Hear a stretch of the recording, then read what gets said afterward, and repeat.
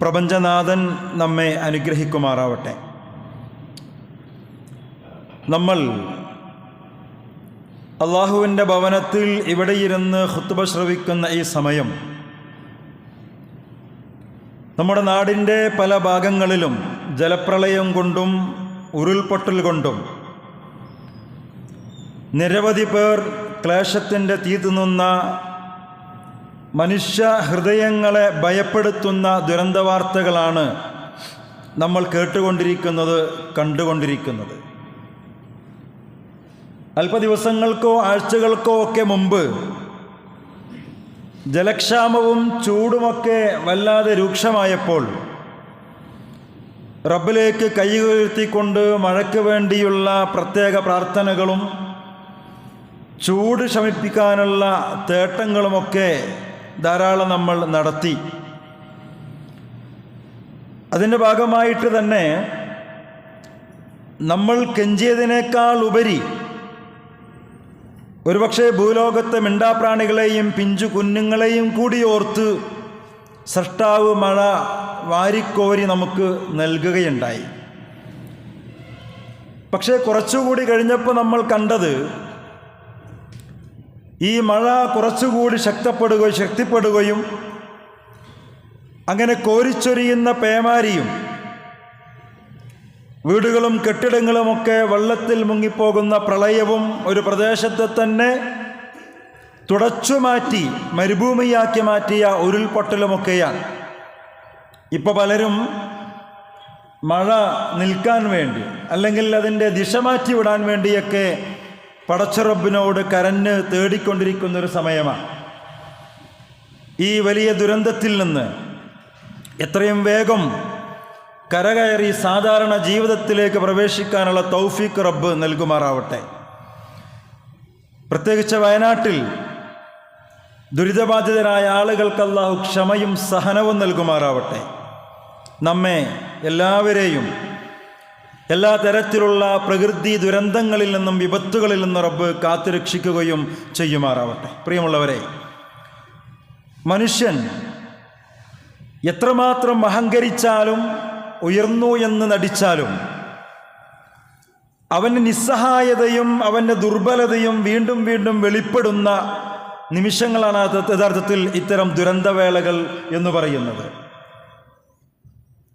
അങ്ങനെ അവൻ്റെ കൈകൾ അവൻ പോലും അറിയാതെ, മനുഷ്യൻ അവർ പോലും അറിയാതെ റബ്ബിലേക്ക് ഉയർന്നുകൊണ്ടിരിക്കുന്ന സാഹചര്യങ്ങളാണ്.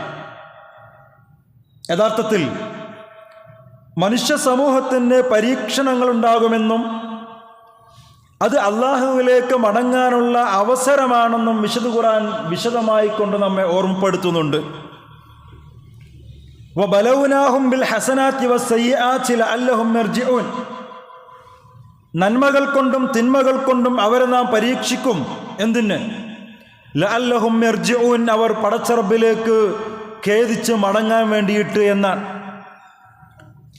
ലോകത്ത് കഴിഞ്ഞുപോയ പ്രവാചകന്മാരുടെ കാലഘട്ടങ്ങളിലൊക്കെയും പ്രവാചകന്മാരെ ധിക്കരിച്ച നിഷേധികൾക്ക് നൽകിയ പല ദുരന്തങ്ങളെക്കുറിച്ചും ഖുർആൻ വിവരിക്കുന്നുണ്ട്. ലോകത്തെ പ്രവാചകന്മാർ ജീവിച്ചിരിക്കുമ്പോൾ തന്നെ അവരുടെ കാലഘട്ടത്തിലുണ്ടായിരുന്ന നിഷേധികൾക്ക് നൽകിയ അത്തരം ശിക്ഷകളോടും ദുരന്തങ്ങളോടുമൊന്നും നമുക്ക് ഇന്ന് നടന്നുകൊണ്ടിരിക്കുന്ന പ്രകൃതി ദുരന്തങ്ങളെ താരതമ്യം ചെയ്യാൻ കഴിയില്ല. അതങ്ങനെ ചെയ്യാനും പാടില്ല എന്നാണ് പണ്ഡിതന്മാരുടെ അഭിപ്രായം. ഇന്ന് വയനാട് ഉൾപ്പെടെ നടന്ന പല പ്രകൃതി ദുരന്തങ്ങളെയും അത് പ്രവാചകന്മാരുടെ കാലത്ത് നടന്ന ദുരന്തങ്ങൾക്ക് സമാനമാണെന്നും അത് ഏതൊക്കെയോ അർത്ഥത്തിലുള്ള പടച്ചറബിൻ്റെ ശിക്ഷകളാണ് എന്നുമൊക്കെ അങ്ങനെ പറയാൻ പാടില്ല എന്നാണ് പണ്ഡിതന്മാർ വിശദീകരിക്കുന്നത്. അതേസമയം പ്രകൃതിയെയും അതിൻ്റെ നിലനിൽപ്പിനെയും ഒക്കെ തകിടം മറിക്കുന്ന രൂപത്തിൽ ഈ പ്രകൃതിയുടെ ആവാസ വ്യവസ്ഥയെ തന്നെ തകിടം മറിക്കുന്ന വിധത്തിൽ മനുഷ്യരിൽ ആർത്തി പൂണ്ട മനുഷ്യരിലെ ഒരു വിഭാഗം പെരുമാറിത്തുടങ്ങുമ്പോൾ അതിൽ നിന്നൊക്കെ പിന്മാറാൻ വേണ്ടി പൊതുവെ അല്ലാഹു സുബ്ഹാനഹു വ തആല സമൂഹത്തിന് കൊടുക്കുന്ന ചില ഓർമ്മപ്പെടുത്തുകളാണ് ഇതെന്ന് പറയാം. അഥവാ ശിക്ഷയല്ല, പകരം തിരിച്ചു മടങ്ങാനുള്ള ചില ഉത്ബോധനങ്ങളാണ് എന്നാണ് വിശുദ്ധ ഖുർആന്റെ അടിസ്ഥാനത്തിൽ പണ്ഡിതന്മാർ വിശദീകരിക്കുന്നത്. പക്ഷേ നമ്മൾ മനസ്സിലാക്കേണ്ടത്, എന്തൊക്കെ തന്നെയായിരുന്നാലും ഇത്തരം ദുരന്തങ്ങളും മറ്റുമൊക്കെ ഇന്നോ ഇന്നലെയോ അനുഭവിക്കാൻ തുടങ്ങിയതല്ല. നമ്മൾ പല വിധത്തിലും നമ്മളത് കണ്ടിട്ടുണ്ട്, അനുഭവിച്ചിട്ടുണ്ട്. പക്ഷെ എന്തൊക്കെ അനുഭവിച്ചിട്ടും അതിലൂടെ പഠിക്കേണ്ടുന്ന പാഠങ്ങൾ പഠിക്കാൻ ഇനിയും മനുഷ്യൻ തയ്യാറാകുന്നില്ല എന്നതാണ് സങ്കടകരം. നിങ്ങൾ ആലോചിച്ച് നോക്കൂ, എത്ര ഉരുൾപൊട്ടലുകളും സുനാമി ഉൾപ്പെടെയുള്ള അതിഭീകരമായ പ്രളയങ്ങളെ നമ്മൾ കണ്ടു അനുഭവിച്ചു. മനുഷ്യന്റെ നിസ്സഹായതയും ആരും ആരെക്കാളും വലുതല്ല എന്നും നിങ്ങൾ സമ്പാദിച്ചുണ്ടാക്കിയ സമ്പത്ത് കൊണ്ടും നിങ്ങളുടെ അധികാരം കൊണ്ടുമെന്നും ആരും ആരെക്കാളും മേനി നടിക്കേണ്ടതില്ല എന്നുമൊക്കെ പല വിധത്തിലും റബ്ബ് ലോകത്തെ ബോധ്യപ്പെടുത്തിക്കൊണ്ടേയിരുന്നു. പക്ഷെ അതെല്ലാം കഴിയുന്നതോടുകൂടി വീണ്ടും മനുഷ്യരായ നമ്മൾ അഹങ്കാരികളാകുന്ന, സമ്പത്ത് കൊണ്ട്, സൗന്ദര്യം കൊണ്ട്, അധികാരം കൊണ്ട്, പ്രകൃതി വിഭവങ്ങളെ കൊണ്ട് പെരുമ നടിക്കുന്ന, ജാതിയുടെയും വർണ്ണത്തിൻ്റെയും പേരിൽ മനുഷ്യനെ തരംതിരിക്കുന്നവരായി മാറുന്ന കാഴ്ചകളാണ് വീണ്ടും വീണ്ടും നമ്മൾ കണ്ടുകൊണ്ടിരിക്കുന്നത്. ഇനി ദുരന്തങ്ങളൊക്കെയും മാറിക്കഴിഞ്ഞാലോ ഒരു സംശയമില്ല, മനുഷ്യർ പഴയ അവസ്ഥയിലേക്ക് തിരിച്ചു പോകും. അത് സാംസ്കാരിക രംഗത്ത് മാത്രമല്ല, സദാചാര രംഗത്ത് മാത്രമല്ല, പ്രകൃതി വിഭവങ്ങളെ വ്രണപ്പെടുത്തുന്നിടത്ത് പോലും മനുഷ്യനെല്ലാം മറന്നുകൊണ്ട് പഴയ അവസ്ഥയിലേക്ക് മാറുമെന്ന കാര്യത്തിൽ യാതൊരു സംശയവുമില്ല. പിന്നെ എങ്ങനെയാണ് പ്രകൃതി ദുരന്തങ്ങളും അത്യാഹിതങ്ങളും സംഭവിക്കാതിരിക്കുക? പ്രിയമുള്ള സഹോദരന്മാരെ, സഹോദരിമാരെ, നമ്മൾ മനസ്സിലാക്കേണ്ടത്, നമ്മളൊക്കെ വലിയ ഭാഗ്യവാന്മാരാണ്. നമ്മൾ അനുഭവിച്ചു കൊണ്ടിരിക്കുന്ന ഓരോ ഔദാര്യങ്ങൾക്കും പ്രപഞ്ചനാഥനോട് നന്ദി ചെയ്യാൻ നമ്മൾ ഒരിക്കലും മറന്നുപോകാൻ പാടില്ല. പ്രത്യേകിച്ച് ഇത്തരം പശ്ചാത്തലത്തിലൊക്കെ ഒരു മഹാദുരന്തത്തിൽപ്പെട്ട് എല്ലാം നഷ്ടപ്പെട്ടു നിൽക്കുന്നവരെ മനസ്സറിഞ്ഞ് സഹായിക്കുക എന്നത് നമ്മുടെ ഓരോരുത്തരുടെയും ദീനീപരമായ ബാധ്യതയാണ്.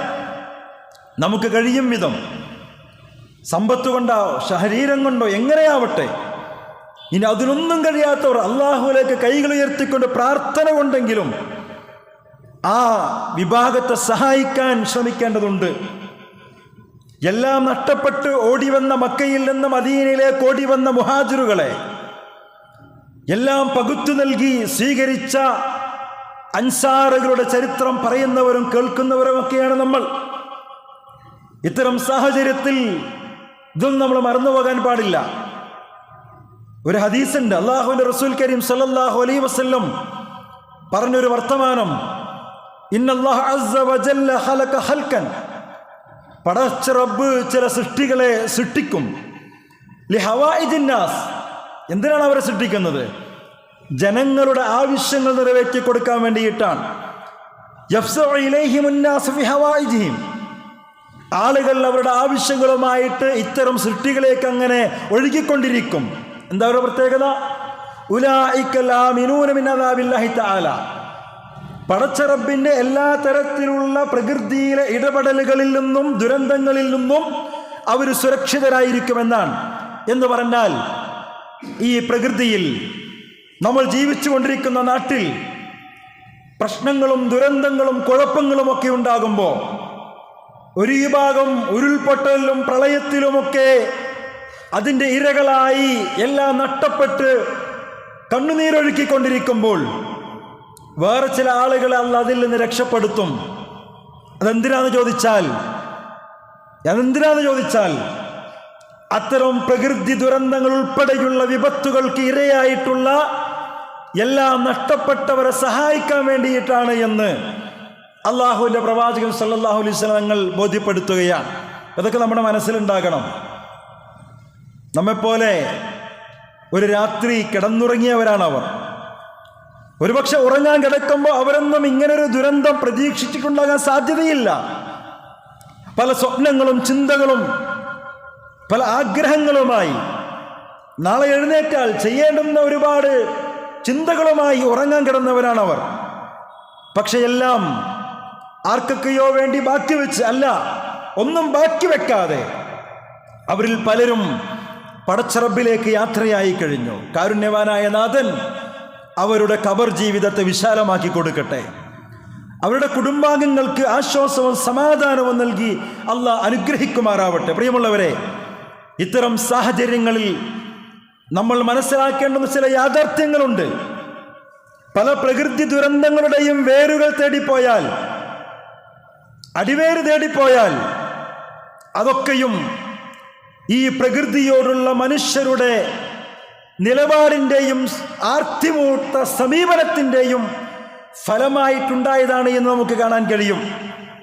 പലപ്പോഴും നമ്മൾ പറയുന്ന ചില വർത്തമാനങ്ങളുണ്ടല്ലോ, ലാ തുഫ്സിദു ഫിൽ അർദി ബഅദ ഇസ്ലാഹിഹ. ഈ മിമ്പറിൽ നിന്ന് പലതവണ വിശദീകരിച്ച ആയത്താണത്. പടച്ച റബ്ബ് ഈ ഭൂമി, ലോകത്തെ, പ്രപഞ്ചത്തെ സൃഷ്ടിച്ചപ്പോൾ എല്ലാ ഇസ്ലാഹും കഴിഞ്ഞ ശേഷമാണത് നമുക്ക് വേണ്ടി തുറന്നു തന്നത്. എന്നിട്ട് റബ്ബ് പറഞ്ഞ വർത്തമാനം, ലാ തുഫ്സിദു ഫിൽ അർദ്. ഓരോ നിലയും വെക്കേണ്ടടുത്ത് വെക്കേണ്ടതുപോലെ വെച്ചിട്ടുണ്ട്. കടലിനെ വെക്കേണ്ടടുത്ത് കടലിനെ, പർവ്വതങ്ങളെ വെക്കേണ്ടടുത്ത് പർവ്വതങ്ങളെ. ഇനി നിങ്ങളായിട്ടതിൽ കുഴപ്പങ്ങൾ ഉണ്ടാക്കരുത്, അതിൻ്റെ ആ സന്തുലിതാവസ്ഥയെ നിങ്ങൾ തകിടം മറിക്കരുത് എന്ന്. പക്ഷെ പലപ്പോഴും ഇത്തരത്തിലുള്ള പ്രകൃതിയുടെ ഈ സന്തുലിതാവസ്ഥയിൽ, ആവാസ വ്യവസ്ഥയിലൊക്കെ പടച്ചറബിൻ്റെ നിർദ്ദേശങ്ങളെയും മറികടന്നുകൊണ്ട് ആർത്തി പൂണ്ട മനുഷ്യർ കൈവച്ചതിൻ്റെ ഫലങ്ങളാണ് പലപ്പോഴും ലോകത്തു തന്നെ പലയിടങ്ങളിലും നമ്മൾ അനുഭവിച്ചുകൊണ്ടിരിക്കുന്നത്. പ്രളയവും ഉരുൾപൊട്ടലും കൊടുങ്കാറ്റുമൊന്നും കേവലമായ പ്രകൃതി ദുരന്തങ്ങളല്ല, വലിയൊരളവിൽ മനുഷ്യനിർമ്മിത ദുരന്തങ്ങളാണെന്ന് പറഞ്ഞാലും നമുക്കതിനെ നിഷേധിക്കാൻ കഴിയില്ല. ഇത്തരം സാഹചര്യങ്ങളിൽ നമ്മൾ കേൾക്കാറുള്ള ഒരു ഖുർആനിക വചനമുണ്ടല്ലോ, ലഹറൽ ഫസാദ് ഫിൽ ബർരി വൽ ബഹരി ബിമാ കസബത് അയ്ദിൻ നാസ്. കരയിലും കടലിലുമൊക്കെ മനുഷ്യരുടെ കരങ്ങളുടെ പ്രവർത്തന ഫലമായി പ്രയാസങ്ങൾ ഉണ്ടായിക്കൊണ്ടിരിക്കുന്നു, പ്രശ്നങ്ങൾ ഉണ്ടായിക്കൊണ്ടിരിക്കുന്നു. ലിയുദീഖഹും ബഅദല്ലദീ അമിലൂ ലഅല്ലഹും യർജിഊൻ. പടച്ചറബ് തന്നെ പറയുന്നത് സൂറത്ത് റൂമിലെ ഈ 41-ാമത്തെ വചനത്തിൽ ഇതിന് കൃത്യമായ തെളിവ് വിശുദ്ധ ഖുർആൻ നിരത്തുന്നുണ്ട്. ഒരിക്കൽ ഉമറുൽ ഫാറൂഖ് റളിയല്ലാഹുവിന്റെ കാലഘട്ടത്തിൽ ഒരു ഭൂകമ്പം ഉണ്ടായപ്പോൾ അദ്ദേഹം ജനങ്ങളെ വിളിച്ചുകൊണ്ട് പറഞ്ഞത്, അയ്യുഹന്നാസ് മാ കാനത് ഹാദിഹി സൽസലതു ഇല്ലാ അൻ ഷൈഇൻ അഹത്തുമൂഹു വല്ലദീ നഫ്സി ബിയദിഹി. പടച്ചവനാണ് സത്യം, ഈ ഭൂകമ്പമുണ്ടാകാനുള്ള കാരണം നിങ്ങളുടെ ചില സമീപനങ്ങളും ചില നിലപാടുകളുമാണ്. ലഇൻ ആദത്, ഇനിയും നിങ്ങളത് ആവർത്തിച്ചാൽ, ലാ ഉസാക്കിനുക്കും ഫീഹാ അബദ, ഈ ഭൂമി ലോകത്ത് നിങ്ങൾക്കൊരിക്കലും താമസിക്കാൻ കഴിയില്ല എന്നാണ്. ഇപ്പൊ പ്രകൃതി ദുരന്തങ്ങൾ ഉണ്ടാകുമ്പോൾ, വിപത്തുകൾ ഉണ്ടാകുമ്പോൾ വിശുദ്ധ ഖുർആൻ നമ്മെ ബോധ്യപ്പെടുത്തുന്ന യാഥാർത്ഥ്യം ഈ തിരിച്ചറിവ് നിങ്ങൾക്കുണ്ടാകണം എന്നുള്ളതാണ്. പടച്ചറബ് നിശ്ചയിച്ച സംവിധാനങ്ങളെ നിങ്ങൾ നിങ്ങളുടേതായ സ്വാർത്ഥ താല്പര്യങ്ങൾക്ക് വേണ്ടി ദുരുപയോഗം ചെയ്യുമ്പോൾ ഒരുപക്ഷെ അതിൻ്റെ ഇരകളാകേണ്ടി വരുന്നത് ഇപ്പോൾ വയനാട്ടിലൊക്കെ കണ്ടിരിക്കുന്നത് പോലെ ഒന്നും അറിയാത്ത നിരപരാധികളായ നിഷ്കളങ്കരായ പച്ചപ്പാവങ്ങളായിരിക്കും. വിശുദ്ധ ഖുർആൻ പലപ്പോഴും ചോദിക്കുന്നൊരു ചോദ്യമുണ്ട്, ഞാൻ ഓതി വെച്ച ആയത്ത് നിങ്ങൾ ശ്രദ്ധിച്ചിരിക്കും. അവലാ യറൗന അന്നഹും യുഫ്തനൂന ഫീ കുല്ലി ആമി മറ ഔ മറത്തൈൻ. ഓരോ വർഷവും ഒന്നോ രണ്ടോ പ്രാവശ്യമോ ഒക്കെ അവർ പരീക്ഷിക്കപ്പെട്ടുകൊണ്ടിരിക്കുന്നുണ്ട്. പലതും അവർക്ക് കൊടുക്കുന്നുണ്ട് ഓർമ്മപ്പെടുത്തലുകളായി, തിരിച്ചറിവിന് വേണ്ടി, തിരിച്ചു മടങ്ങാൻ വേണ്ടി. സുമ്മലാ യതൂബൂന വലാ ഹും യദക്കറൂൻ. പക്ഷേ അവർ പശ്ചാത്തപിച്ച് മടങ്ങുന്നില്ല, അവർ ചിന്തിക്കുന്നില്ല, ആലോചിക്കുന്നില്ല എന്നൊക്കെ ഇത്തരം ചില അവസ്ഥകളെ മുമ്പിൽ വെച്ചുകൊണ്ട് വിശുദ്ധ ഖുർആൻ നേരത്തെ നിരൂപണങ്ങൾ നടത്തിയിട്ടുണ്ട്. ഒരു വർഷത്തിൽ ഒന്നും രണ്ടുമൊക്കെ ഇത്തരത്തിലുള്ള അവസ്ഥകൾ നൽകിയിട്ടും കിട്ടിയിട്ടും എന്തേ നിങ്ങൾ പഠിക്കേണ്ടത്, പഠിക്കാത്തത് എന്താണ്? തിരിച്ചറിവ് നേടേണ്ടിടത്ത് നിങ്ങൾ നേടിയെടുക്കാത്തത് എന്താണ്? എന്തിനാണ് പിന്നെയും നിങ്ങളിങ്ങനെ ഈ പ്രകൃതിയെ നിങ്ങൾ കുത്തിനോവിച്ചു കൊണ്ടിരിക്കുന്നത് എന്നാണ് ചോദിക്കുന്നത്. പ്രിയമുള്ളവരെ, നമ്മൾ മനസ്സിലാക്കേണ്ടത് വളരെ ചിട്ടയാർന്ന വളരെ സന്തുലിതമായ ഒരു വ്യവസ്ഥയാണ് പടച്ചറബി പ്രപഞ്ചത്തിന് ഒരുക്കി വച്ചിട്ടുള്ളത്. ഒരു ന്യൂനതയും പോരായ്മയും നമുക്കതിൽ കണ്ടെത്താൻ കഴിയില്ല. പ്രപഞ്ചത്തിൻ്റെ ഭാഗമായ ഭൂമിക്കുമുണ്ട് സന്തുലിതമായൊരു ആവാസ വ്യവസ്ഥ. അത് നിലനിർത്തിക്കൊണ്ടുള്ള, അതിനെ തകർക്കാതെയുള്ള, അതിനെ പരിരക്ഷിച്ചുകൊണ്ടുള്ള വികസന പ്രവർത്തനങ്ങളെ നടത്താൻ പാടൂ. ആ സന്തുലിത ക്രമം തെറ്റിക്കുന്ന ഏത് നീക്കവും ഖുർആനിൻ്റെ ഭാഷയിൽ ദുൽമാണ്, അഥവാ അക്രമമാണ്. ഇങ്ങനെ പ്രകൃതിയോട്, പ്രപഞ്ചത്തോട്, ഈ ഭൂമിയോട് മനുഷ്യൻ അക്രമം കാണിക്കുമ്പോഴാണ് പ്രകൃതിയിൽ തന്നെ വൻ ദുരന്തങ്ങൾക്ക് മനുഷ്യൻ ഇരകളാകുന്നത് എന്ന് നമ്മൾ തിരിച്ചറിയണം. അതൊരു പക്ഷേ അതൊന്നും ചെയ്തിട്ടില്ലാത്ത നിരപരാധികളായിരിക്കാം. പക്ഷെ അത് ഈ പ്രപഞ്ചത്തിൻ്റെ നിയമം അങ്ങനെയാണ്. പ്രകൃതി ദുരന്തങ്ങളെക്കുറിച്ച് ചർച്ചകളിലൊന്നും ഈ അടിസ്ഥാന തകരാറ് ചൂണ്ടിക്കാണിക്കപ്പെടുകയോ അതിന് പരിഹാരം നിർദ്ദേശിക്കപ്പെടുകയോ ചെയ്യാറില്ല. നോക്കൂ നിങ്ങൾ, പ്രതിസന്ധികൾക്ക് നടുവിലൂടെയാണ് നമ്മൾ സഞ്ചരിച്ചു കൊണ്ടിരിക്കുന്നത്. ഓരോ ദിവസം കഴിയും തോറും എത്രയെത്ര തടസ്സങ്ങളാണ് നമുക്ക് മുമ്പിൽ ഉയർന്നു വന്നുകൊണ്ടിരിക്കുന്നത്. സ്വന്തം ശരീരത്തിൽ നിന്ന് തുടങ്ങി ഈ പ്രകൃതിയാകുന്ന ആവാസ വ്യവസ്ഥയിൽ വരെ നീളുന്നു ഈ പ്രതിബന്ധങ്ങളും തടസ്സങ്ങളുമൊക്കെ. വർഷം തോറും ഈ പ്രതിസന്ധികൾ വർദ്ധിച്ചുകൊണ്ടിരിക്കുന്നു. നമ്മുടെ ജീവിതം ദുസ്സഹമായി കൊണ്ടിരിക്കുന്നു. നിങ്ങൾ നോക്കൂ, അപരിചിതമായ അപകടകരമായ രോഗങ്ങൾ പിറവിയെടുത്തുകൊണ്ടിരിക്കുന്നു. കാലാവസ്ഥ തന്നെ മാറിക്കൊണ്ടിരിക്കുന്നു. നേരത്തെ കണ്ടതുപോലെ ഉരുൾപൊട്ടലുകൾ, ഭൂമി കുലുക്കങ്ങൾ, ഇങ്ങനെ എത്രയെത്ര നമ്മൾ പ്രതിബന്ധങ്ങൾ കണ്ടുകൊണ്ടിരിക്കുന്നു. പ്രിയമുള്ളവരെ, സത്യവിശ്വാസികൾ എന്ന നിലക്ക് എന്നെങ്കിലും ഒരിക്കൽ നമ്മൾ ചിന്തിച്ചിട്ടുണ്ടോ? ഒരിക്കലെങ്കിലും നമ്മൾ ചിന്തിച്ചിട്ടുണ്ടോ ഖുർആനിന്റെ അടിസ്ഥാനത്തിൽ എന്താണിതൊക്കെ ഇങ്ങനെ, എന്താണ് ഇങ്ങനെ സംഭവിക്കുന്നത്, എന്താണ് ഇതിനൊക്കെയുള്ള പരിഹാരം, എന്താണ് നമ്മൾ ആലോചിച്ചിട്ടുണ്ടോ? ദുരന്തങ്ങൾ കൺമുമ്പിലെത്തുമ്പോൾ ആർത്തലച്ച് മീഡിയകൾക്ക് മുമ്പിൽ വന്ന് പരിതപിക്കുന്ന, കണ്ണുനീരൊലിക്കുന്ന ഭരണകൂടം, അധികാരികൾ, അവരും ഇത്തരമൊരു സാഹചര്യത്തിൻ്റെ സൃഷ്ടിപ്പിനെ കുറിച്ച് ചിന്തിക്കുകയോ കൃത്യമായ നിലപാടുകൾ എടുക്കുകയോ ചെയ്യുന്നില്ല എന്നതാണ് യാഥാർത്ഥ്യം. അതുകൊണ്ട് നമ്മൾ മനസ്സിലാക്കേണ്ടത്, ഇങ്ങനെയൊക്കെയാണ് മുന്നോട്ട് പോകുന്നതെങ്കിൽ ഇനി ഇതിലും ഭീകരമായ മറ്റൊരു ദുരന്തത്തിന് നമ്മൾ കാത്തിരിക്കേണ്ടി വരുമെന്ന കാര്യത്തിൽ യാതൊരു സംശയവുമില്ല. വിശുദ്ധ ഖുർആൻ പറയുന്നത്, ഖലഖലക്കും മാ ഫിൽ അർളി ജമീഅ, ഭൂമിയിലുള്ളത് മുഴുവൻ നിങ്ങൾക്ക് വേണ്ടി സൃഷ്ടിക്കപ്പെട്ടതാണ്. ഇതാണ് ഇസ്ലാമിൻ്റെ കാഴ്ചപ്പാട്. മനുഷ്യരുടെ ഉപകാരങ്ങൾക്ക് വേണ്ടി പടക്കപ്പെട്ടതാണ് ഈ പ്രപഞ്ചത്തിൽ കാണുന്ന എല്ലാം. അങ്ങനെ തന്നെയാണ്.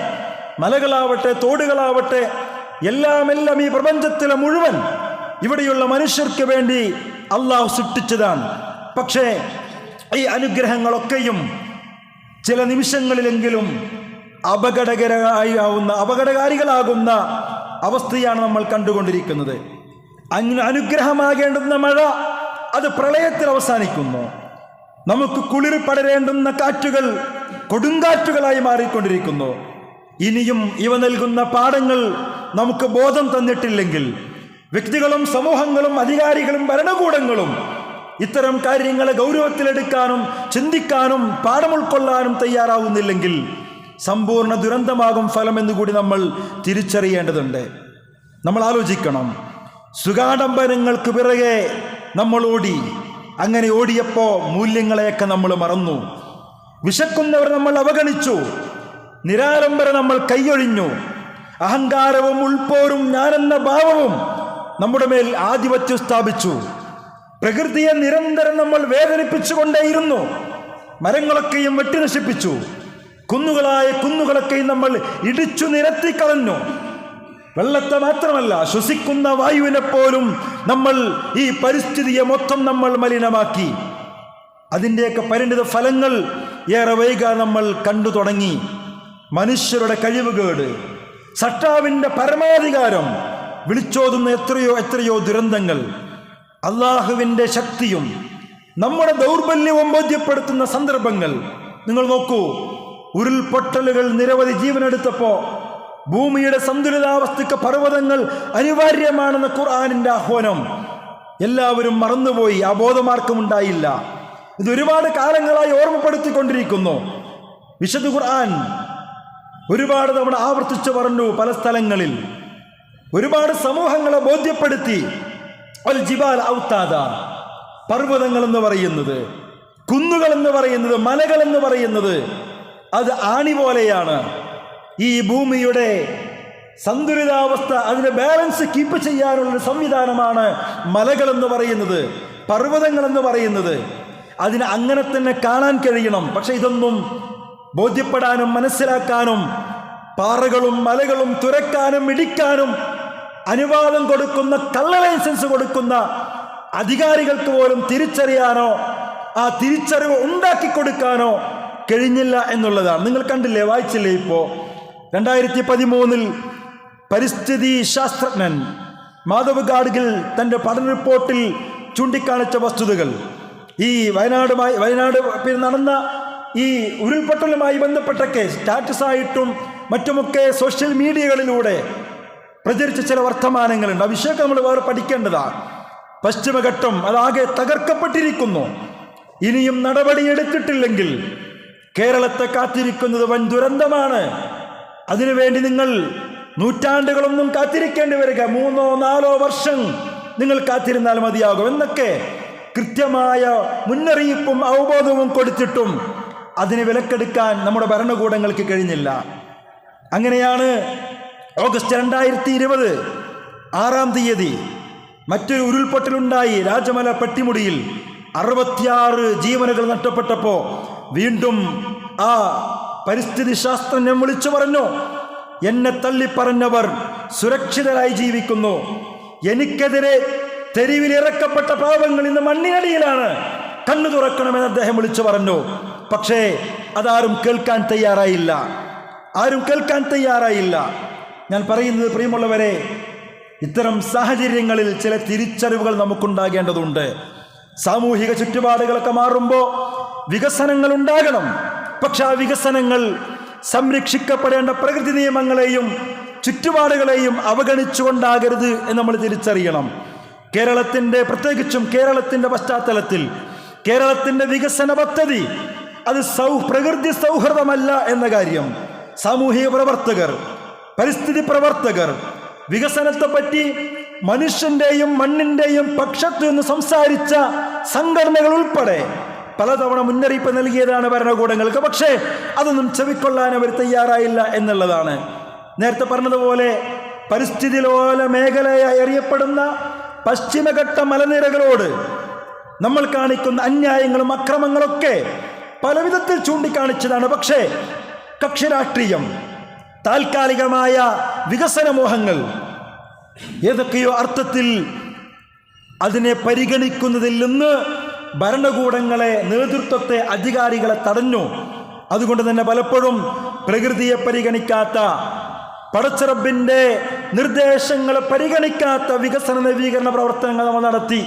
ഇതൊക്കെ അതിൻ്റെ ഫലങ്ങൾ നമ്മൾ തിരിച്ചറിയണം. ഇപ്പോൾ നോക്കൂ നിങ്ങൾ, പാലക്കാട് നിന്ന് കോഴിക്കോട്ടിലേക്കൊരു മറ്റൊരു റോഡ് വരാനിരിക്കുകയാണ്, ഗ്രീൻഫീൽഡ് ഹൈവേ. ഫറോക്കിൽ നിന്ന് തുടങ്ങി വണ്ടൂർ വഴി, എടത്തനാട്ടുകര വഴി, മഞ്ചേരി വഴി അങ്ങനെ വരുന്ന ഗ്രീൻഫീൽഡ് ഹൈവേ ദേശീയ പാത അതോറിറ്റി ടീമിൻ്റെ കീഴിൽ സംസ്ഥാന സർക്കാരിൻ്റെ പദ്ധതിയുണ്ട്. മലയോര ഹൈവേ അതിന് പുറമെയാണത്. ഒരുപാട് കുന്നുകൾ നികത്തപ്പെടും, ഒരുപാട് തോടുകൾ കുഴിച്ചു മൂടപ്പെടും, ഒരുപാട് അരുവികളെ ഇല്ലാതാക്കപ്പെടും. ഇനി വരാനിരിക്കുക. ഞാൻ പറഞ്ഞു വരുന്നത്, ഇത്തരം ചില കാര്യങ്ങളൊക്കെ നമ്മുടെ മനസ്സിലുണ്ടാകണം. എവിടെയെങ്കിലൊക്കെ ഒരു ദുരന്തം ഉണ്ടാകുമ്പോൾ ആരെങ്കിലും പഴയ്ക്കല്ല വേണ്ടത്, നമ്മളൊക്കെ തന്നെ അതിൻ്റെ ഉത്തരവാദികൾ. ഇതൊക്കെ തിരിച്ചറിയാൻ നമുക്ക് കഴിയണം. മനുഷ്യൻ എത്ര നിസ്സാരനും നിസ്സഹായനുമാണ് എന്ന് ഇത്തരം ദുരന്തങ്ങൾ നമ്മോട് പഠിപ്പിച്ചുകൊണ്ടിരിക്കുക. ശാസ്ത്രവും സാങ്കേതിക വിദ്യകളും പുരോഗമിച്ച ഈ കാലത്തും മനുഷ്യൻ എന്ന നിലക്ക് നമ്മുടെ നിസ്സഹായത ബോധ്യപ്പെടുത്തിയ പല അവസരങ്ങളും മുമ്പ് കഴിഞ്ഞു പോയിട്ടുണ്ട്. കോവിഡ് മഹാമാരിയൊക്കെ അതിന് ഉദാഹരണങ്ങളാണ്. 2014 കോലാലംപൂരിൽ നിന്ന് ബീജിംഗിലേക്ക് പുറപ്പെട്ടൊരു വിമാനമുണ്ട്. 240ഓളം യാത്രക്കാരുമായിട്ട് പോയതാ. അത് ഇന്ത്യൻ മഹാസമുദ്രത്തിന് മുകളിൽ എവിടെയോ സിഗ്നലൊക്കെ നഷ്ടപ്പെട്ട് എന്നോ പോയ, ഇതുവരെയും അതിനെക്കുറിച്ചൊരു വിവരമില്ല, ഒരു വിവരവും കിട്ടിയിട്ടില്ല എന്നുള്ളതാണ്. എന്നുവെച്ചാൽ ശാസ്ത്രം പുരോഗമിച്ചു എന്നൊക്കെ പറയുമ്പോഴും മനുഷ്യൻ കഴിവുകൊണ്ട് അഹങ്കരിക്കുമ്പോഴും നീ നിസ്സാരനാണ്, നീ നിസ്സഹായനാണ്, എന്ന് മനുഷ്യനെ വീണ്ടും വീണ്ടും ബോധ്യപ്പെടുത്തിക്കൊണ്ടിരിക്കുന്നു ഇത്തരം സാഹചര്യങ്ങൾ എന്ന് പറയുന്നത്.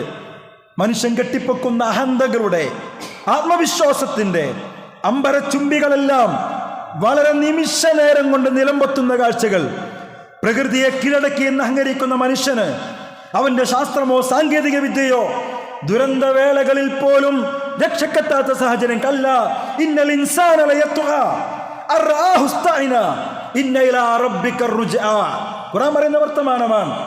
എന്തൊക്കെയുണ്ട് കിട്ടിയപ്പോഴേക്ക് ഞാൻ തന്നെ മതി, എൻ്റെ കഴിവെനിക്കുണ്ട്, എനിക്കാരുടെയും സഹായം ആവശ്യമില്ല എന്ന് പറഞ്ഞ് കഴിവുകൾ കിട്ടുമ്പോഴേക്ക് പടച്ചറപ്പിനെ പോലും മറക്കുന്ന അവസ്ഥയിലേക്ക് സമൂഹങ്ങൾ, ഭരണകൂടങ്ങൾ, വ്യക്തികൾ മാറിക്കൊണ്ടിരിക്കുന്ന കാഴ്ച. ഇവിടെയാണ് ഖുർആൻ മനുഷ്യനെ ബോധ്യപ്പെടുത്തുക. കഴിവുകൾ കൊണ്ടും സംവിധാനങ്ങൾ കൊണ്ടും അഹങ്കരിക്കുന്ന മനുഷ്യരെ നിങ്ങൾ നിസ്സഹായരായി നോക്കി നിൽക്കുന്ന അവസ്ഥകളല്ലേ നിങ്ങൾക്ക് മുമ്പിലൂടെ കടന്നു പോകുന്നത്. ഉറ്റവരും ഉടയവരും കെട്ടിപ്പൊക്കിയ കെട്ടിടങ്ങളും മലവെള്ളപ്പാച്ചിൽ കുത്തിയൊലിച്ചു പോകുമ്പോൾ അത് കണ്ടു നിൽക്കാൻ മാത്രം നിസ്സഹായരായി മനുഷ്യൻ മാറുമ്പോൾ അള്ളാഹ് വീണ്ടും വീണ്ടും ബോധ്യപ്പെടുത്തി കൊടുക്കുന്നു, പടച്ചവനാണ് ഉന്നതൻ, നിങ്ങൾ അവന്റെ വെറും അടിമകൾ മാത്രമാണ്, അടിമകൾ മാത്രമാണ്. ഈ ഭൂമിയുടെ, ഈ പ്രകൃതിയുടെ, ഈ പ്രപഞ്ചത്തിന്റെ യഥാർത്ഥ ഉടമസ്ഥൻ പടച്ചറപ്പ് മാത്രമാണ്. നിങ്ങൾക്കതിൽ യാതൊരു അധികാരവുമില്ലാത്ത നിസ്സഹായരായ അടിമകളാണ് നിങ്ങളെന്ന ബോധ്യം നിങ്ങൾക്കുണ്ടാകണമെന്ന തിരിച്ചറിവ് ഇത്തരം സാഹചര്യങ്ങളിലൂടെ ലോകത്തിന് കൊടുത്തുകൊണ്ടേയിരിക്കുകയാണ്. ഇത് നമുക്ക് തിരിച്ചറിയാൻ കഴിയണം. പ്രിയമുള്ളവരെ, മനുഷ്യൻ ദുനിയാവ് വാരിക്കൂട്ടാനുള്ള മത്സരത്തിലാണ്. പൊതുവെ അതാണ് ലോകത്ത് കണ്ടുകൊണ്ടിരിക്കുന്നത്. റബ്ബിനോടുള്ള കടപ്പാടുകൾ പോലും വിസ്മരിച്ച് മറന്ന് ദുനിയാവിനെ വട്ടിപ്പടിക്കാനുള്ള ഓട്ടത്തിലും മത്സരത്തിലുമാണ് മനുഷ്യൻ നമ്മൾ കണ്ടുകൊണ്ടിരിക്കുന്നു. അതിൽ വരമ്പിന്റെ പേരിൽ, തൻ്റെ വീട്ടിൻ്റെ അപ്പുറത്തുള്ള വേലിയുടെ കുറ്റിയൊന്ന് മാറ്റിക്കട്ടിയതിൻ്റെ പേരിൽ, അങ്ങനെയാണല്ലോ തൻ്റെ അയൽവാസിയുടെ അതിര് അവൻ ഒരു വേലിയുടെ കുറ്റി ഒരു ചാണിങ്ങോട്ട് മാറ്റി അടിച്ചു എന്നതിൻ്റെ പേരിൽ വർഷങ്ങളായി പിണക്കത്തിലുള്ള എത്രയോ ആളുകളുണ്ട് നമ്മൾക്കിടയിൽ. വാപ്പയുടെ സ്വത്തിൽ നിന്ന് കിട്ടിയ ഓഹരി അത് റോഡിന്റെ വശത്ത് കിട്ടിയില്ല എന്നതിൻ്റെ പേരിൽ, അത് അനിയൻ എടുത്തു എന്നതിൻ്റെ പേരിൽ പിണക്കത്തിൽ കഴിയുന്ന എത്രയോ ജേഷ്ഠനീയന്മാരുണ്ട് നമ്മുടെ സമൂഹത്തിൽ. അയൽപ്പക്കങ്ങളുണ്ട്. എന്തിന്? ഒരു ചാൺ ഭൂമിയുടെ പേരിൽ, വെട്ടിപ്പിടിച്ചതിൻ്റെ പേരിൽ, പിണക്കത്തിൻ്റെ പേരിൽ ശത്രുതയിൽ കഴിയുന്ന ആളുകൾ. ഒരു അതിരും വരമ്പും ശേഷിക്കാത്ത വിധം മരുഭൂമി സമാനമായി മാറിയ ചിത്രങ്ങൾ നമ്മൾ കണ്ടുകൊണ്ടിരിക്കുന്നില്ലേ? കാണുന്നില്ലേ നിങ്ങൾ? ഉരുൾപൊട്ടലുണ്ടായ വയനാട്ടിലെ ചിത്രം നിങ്ങൾ കണ്ടില്ലേ? എത്രയോ വീടുകളായിരുന്നു. പക്ഷെ അവിടെ മരുഭൂമി സമാനമായി ഒന്നുമില്ലാതെ, ഒരു അതിരുമില്ലാതെ എല്ലാം കുത്തിയൊലിച്ചു പോയ കാഴ്ചകൾ നമ്മൾ തിരിച്ചറിയണം. എല്ലാം ഇല്ലാതാകാൻ ഒരു നിമിഷം മതി എന്ന് റബ്ബ് ബോധ്യപ്പെടുത്തുകയാണ്. ഒരു നിമിഷം മതി എന്ന് റബ്ബ് ബോധ്യപ്പെടുത്തുകയാണ്. ഇതൊക്കെ നമ്മൾ തിരിച്ചറിയണം പ്രിയമുള്ളവരെ. കഴിഞ്ഞ പ്രളയ ദുരന്ത ചിത്രങ്ങളിൽ ഏറെ ചിന്തിപ്പിച്ചൊരു ചിത്രം ഉണ്ടായിരുന്നു. ഗേറ്റിന് മുമ്പിൽ വെച്ചൊരു ബോർഡായിരുന്നു, അനുവാദമില്ലാതെ അകത്ത് പ്രവേശിക്കരുത് എന്ന ബോർഡ്. ഒരു അനുവാദവുമില്ലാതെ തന്നെ എല്ലാം മറികടന്ന് പ്രളയത്തിൻ്റെ ജലമങ്ങോട്ട് ചളിയും ചേറും കുത്തിക്കയറിയപ്പോൾ അവിടെ ആർക്കും ആരെയും കാത്തു നിൽക്കേണ്ടി വന്നില്ല. രക്ഷാപ്രവർത്തകർ കടന്നു ചെല്ലേണ്ടി വന്നപ്പോൾ ചില തിരിച്ചറിവുകൾ ജീവിച്ചിരിക്കുന്ന നമുക്ക് നൽകുകയായിരുന്നു. മനുഷ്യന്റെ സങ്കുചിതത്വവും അഹങ്കാരവും എത്രമേൽ അർത്ഥശൂന്യമാണെന്ന് ബോധ്യപ്പെടുത്തി തരികയായിരുന്നു. നീ ഓടിച്ചാടി ഉണ്ടാക്കിയതൊന്നും നിന്റെതല്ല എന്ന് ബോധ്യപ്പെടുത്തി തരുന്ന നിമിഷങ്ങളാണ് ഇതൊക്കെയും. ഇതൊക്കെ തിരിച്ചറിയാൻ ഇത്തരം ചില വായനകളും ഇതിനിടയിലൂടെ വായിക്കാൻ പ്രിയമുള്ളവരെ നമുക്ക് കഴിയണം. ഒന്നും വെട്ടിപ്പിടിക്കാൻ നീ വല്ലാതൊന്നും ശ്രമിക്കരുത്. ഒരു തരി മണ്ണ് പോലും കിട്ടാത്ത അവസ്ഥയിലേക്ക് ചിലപ്പോ നീ എടുത്തെറിയപ്പെടും. വല്ലവനും കൊടുത്താൽ ചിലപ്പോൾ അത് കിട്ടിയെന്ന് വരും. അതല്ലാതെ ഒന്നും വല്ലാതെ നേടിയെടുക്കാനൊന്നും ശ്രമിക്കേണ്ടതില്ല. ഇങ്ങനെയൊക്കെ കുറെ കാര്യങ്ങൾ വായിച്ചെടുക്കാറുണ്ട് പ്രിയമുള്ളവരെ. ഇതൊക്കെ നമ്മുടെ മനസ്സിൽ വരേണ്ടുന്ന ചില ഓർമ്മപ്പെടുത്തലുകളാണ്. അതോടൊപ്പം ഓരോ പ്രകൃതി ദുരന്തങ്ങളും വരാനിരിക്കുന്ന ഖിയാമത്തിന്, അന്ത്യനാളിനെ ഓർമ്മപ്പെടുത്തുന്ന സൂചകങ്ങൾ കൂടിയാണ്. അങ്ങനെ ഒരു വശം കൂടി നമ്മൾ ഓർക്കണം. ഭൂമി നിങ്ങളുടെ സുരക്ഷിത താവളമല്ല. ഒരു ദിവസം ഇതെല്ലാം വിട്ട് പോകേണ്ടവരാണ് നിങ്ങൾ. വലക്കും ഫിൽ അർളി മുസ്തഖറൻ വമതാഉൻ ഇലാ ഹീൻ. കാലാകാലം സുഖിക്കേണ്ടവരല്ല ഇവിടെ, ജീവിക്കേണ്ടവരല്ല ഇവിടെ. ഒരു നിശ്ചിത അവധി വരെ മാത്രമാണ് നിങ്ങൾക്കിവിടെ താമസിക്കാൻ കഴിയൂ. വിശുദ്ധ ഖുർആൻ പല സ്ഥലത്തും പറയുന്ന വർത്തമാനങ്ങളുണ്ട്. യൗമ തുബദ്ദലുൽ അർളു ഗൈറൽ അർളി വസ്സമാവാത്. ഈ ഭൂമി മറ്റൊരു ഭൂമിയായിട്ട് മാറും. ആകാശങ്ങൾ വേറെ ആകാശങ്ങളായി മാറ്റപ്പെടുന്ന ദിവസം വരാനുണ്ട്. അതിന് മറ്റൊരു ചിത്രമാണ് നമ്മൾ ഈ ദുരന്ത ഭൂമിയിലേക്ക് കണ്ടുകൊണ്ടിരിക്കുന്നത്. അൽ ഖാരിഅത്തു മൽ ഖാരിഅ വമാ അദ്റാക മൽ ഖാരിഅ യൗമ യകൂനുൻ നാസു കൽ ഫറാശിൽ മബ്സൂസ്. മനുഷ്യരൊക്കെയും ഈ മഹാദുരന്തത്തിൽപ്പെട്ട് വിപത്തിൽപ്പെട്ട് ശലഭങ്ങളെപ്പോലെ പാറിപ്പറക്കുന്ന സമയം. യൗമ യകൂനുൻ നാസു കൽ ഫറാശിൽ മബ്സൂസ് വതകൂനുൽ ജിബാലു കൽ ലിഹ്നിൽ മൻഫൂഷ്. കൃത്യമായ വർത്തമാനമാണ്. വതകൂനുൽ ജിബാലു കൽ ലിഹ്നിൽ മൻഫൂഷ്. വലിയ വലിയ പർവ്വതങ്ങൾ പോലും അതിങ്ങനെ പഞ്ഞികൾ പോലെ തകർന്ന് തരിപ്പണമായി പോകുന്ന സാഹചര്യങ്ങൾ. മറ്റൊരു സ്ഥലത്ത് ഇദാ സുൽസിലത്തിൽ അർളു സിൽസാലഹാ വഅഖറജത്തിൽ അർളു അസ്കാലഹാ വഖാലൽ ഇൻസാനു മാ ലഹാ. ഭൂമി ഇങ്ങനെ വിറപ്പിക്കപ്പെടുമ്പോൾ അതിൻ്റെ ഉള്ളിലുള്ളതൊക്കെയും അത് പുറത്തേക്ക് തള്ളുമ്പോൾ മരമുട്ടികളായി, കഷ്ണങ്ങളായി, കല്ലുകളായി, വെള്ളമായി, മറ്റു പലതുമായി ഭൂമിയും പർവ്വതമൊക്കെ ഒന്നിച്ച് പൊട്ടിത്തെറിച്ചതിങ്ങനെ കലങ്ങി മറിഞ്ഞു വരുമ്പോ വഖാലൽ ഇൻസാനു മാ ലഹാ. മനുഷ്യൻ ചോദിക്കുന്ന ചോദ്യം ഖുർആൻ വരച്ചിടുന്നു. എന്താണ് പറ്റിയത് ഭൂമിക്ക്? എന്താണ് പറ്റിയത് എന്ന് ഞാൻ പറയുന്നത്, പ്രിയമുള്ളവരെ, ഇതൊക്കെയും മറ്റൊരു സാഹചര്യത്തിലേക്കുള്ള തിരിച്ചറിവുകളായിട്ട് കാണാൻ എനിക്കും നിങ്ങൾക്കും കഴിയണം. തീർന്നിട്ടില്ല. ഇദാ വഖഅത്തുൽ വാഖിഅ ലൈസ ലിവഖഅതിഹാ കാദിബ ഖാഫിദത്തുർ റാഫിഅ ഇദാ റുജ്ജത്തിൽ അർളു റജ്ജാ വബുസ്സത്തിൽ ജിബാലു ബസ്സാ. ഭൂമിയുടെ പർവ്വതങ്ങളുടെ തകിടം മറിച്ചിലിനെ കുറിച്ചുള്ള ഖുർആന്റെ വർത്തമാനം. ഈ ആയത്ത് കേട്ടിട്ടാണ് രണ്ടാം ഖലീഫ ഉമറുൽ ഫാറൂഖ് റളിയല്ലാഹു അൻഹു ആഴ്ചകളോളം അസുഖബാധിതനായത് എന്നൊക്കെ ചരിത്രം പഠിപ്പിക്കുന്നുണ്ട്. ഞാൻ പറയുന്നത്, പ്രിയമുള്ളവരെ, അന്ത്യനാളിനെ കുറിച്ചുള്ള പരാമർശങ്ങളിൽ കാണാൻ കഴിയുന്നതൊക്കെയും ഇന്ന് നമ്മൾ പ്രകൃതി ദുരന്തങ്ങളിൽ കണ്ടുകൊണ്ടിരിക്കുന്ന ആ ചിത്രങ്ങളും ആ യാഥാർത്ഥ്യങ്ങളുമാണ്. ഇതൊക്കെ നമ്മൾ തിരിച്ചറിയേണ്ടതുണ്ട്. ഈ ഉരുൾപൊട്ടൽ നിങ്ങളൊന്ന് വിലയിരുത്തി നോക്കൂ. എത്ര സുന്ദരമായ മലകളും എത്ര സുന്ദരമായ കുന്നുകളും മരങ്ങളും ചെടികളും റിസോർട്ടുകളും ഹോം സ്റ്റേകളും ഒക്കെയുള്ള ഒരു സുന്ദര ഗ്രാമമായിരുന്നു. ഒരൊറ്റ ഉരുൾപൊട്ടലിലൂടെ അതിന് രൂപം തന്നെ മാറിപ്പോയില്ലേ? വിശുദ്ധ ഖുർആൻ ഖിയാമത്തിനെ കുറിച്ച് പറയുന്നത് അങ്ങനെയാണ്. ഈ ഭൂമിയുടെ ഘടന തന്നെ മാറും. ഇതൊക്കെ തന്നെയും മാറി മറിയും. അവതെല്ലാം വിരിപ്പാക്കിയ നിരത്തിവെച്ച ഒരു വിരിപ്പ് പോലെയായി മാറുന്ന സാഹചര്യങ്ങൾ വരുമെന്നാണ് ഞാൻ പറയുന്നത്. ഇതൊക്കെയും ഓർക്കാൻ കഴിയണം. ആ ഖിയാമത്തിനെ കുറിച്ചൊരു ബോധ്യം നമുക്കുണ്ടാകണം. അതിലേക്ക് ഒരുങ്ങാനുള്ള ഒരുക്കങ്ങളായി നമുക്കിതിനെ കാണാൻ കഴിയണം. ഓരോ പ്രളയവും ഉരുൾപൊട്ടലുമൊക്കെ നമ്മോട് വിളിച്ചു പറയുന്നത് ആ അന്തിമകാലത്തെ നിങ്ങൾ ചെവിയോർത്തുകൊണ്ടേയിരിക്കണമെന്ന് തന്നെയാണ്. ഇത്തരം സാഹചര്യങ്ങൾ പടച്ചവനെക്കുറിച്ച് കൂടുതൽ ചിന്തിക്കാൻ, എല്ലാം നശിപ്പിച്ച് നിരപ്പാക്കുന്ന ഒരു അന്ത്യനാളിനെ കുറിച്ച് ഓർക്കാൻ, ശേഷം വരാനിരിക്കുന്ന ഒരു പരലോക ജീവിതത്തിന് വേണ്ടി ഒരുങ്ങാൻ നമ്മെ പ്രേരിപ്പിക്കേണ്ടതുണ്ട്. അവൻ്റെ രക്ഷയും കാവലും അള്ളാഹു അനുവദിച്ചു കൊടുക്കുന്ന ഭാഗ്യവാന്മാരുടെ കൂട്ടത്തിൽ നമ്മെ ഉൾപ്പെടുത്തി അനുഗ്രഹിക്കുമാറാവട്ടെ.